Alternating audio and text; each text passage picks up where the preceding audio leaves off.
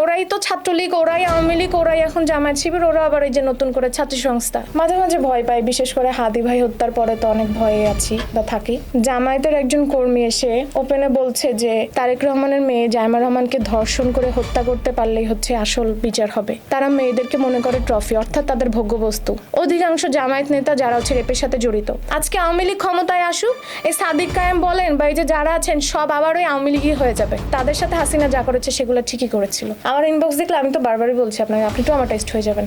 মানুষজন হচ্ছে আমাকে তাদের ছবি পাঠায়, তারপরে তাদের মেসেজগুলো হচ্ছে এরকম, এক রাতে ওয়েট কত। সে আমাকে বৃহস্পতিবার রাত 4:58 মেসেজ করেছে, ছাত্রদল করে নেতাদের খাট কাঁপাও। শিশু রামিসার হত্যাকারী নাকি তোর মাকসুদ হয়ে সারা শুরু হচ্ছে।